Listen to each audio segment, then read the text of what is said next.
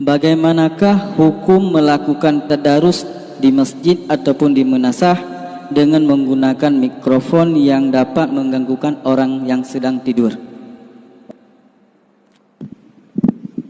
Kiban hukum buat raya-raya tu munasah atau di masjid sampai pukul malam. Haram. Karena dalam agama orang semayang hanggebi berayat su katanya dapat mengganggu gatnya. Orang tengok yang palau dia awak buat truk popnya popu ipiu hiwa pejabu popu tengah pada semayang tubuh hana lehu hana semayang sapi mengkarak batin menyona. Jadi kiban tak ponten ibadat berquran hanaruh lom. Dah hanaruhnya hal yang wajib menyebut bakming kan hal yang wajib hanaruh.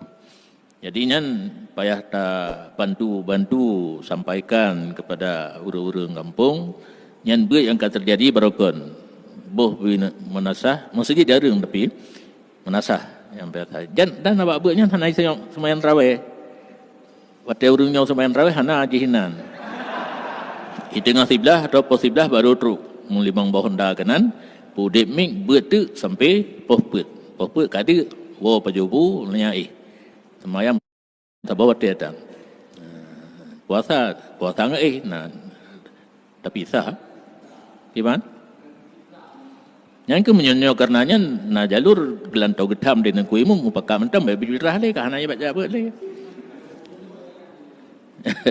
le tak urung bangai mentam yang kadang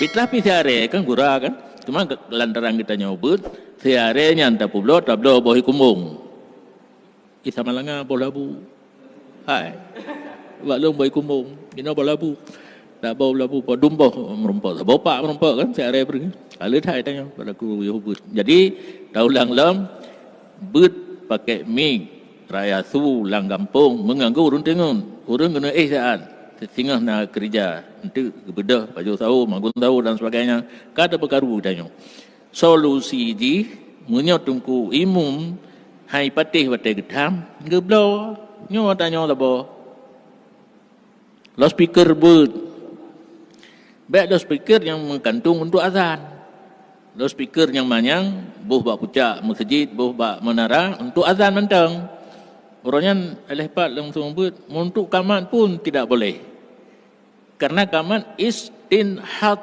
hadirin menyuruh orang yang telah hadir untuk bangkit. Dari budak hurung dua, kupu oberaya sur mah.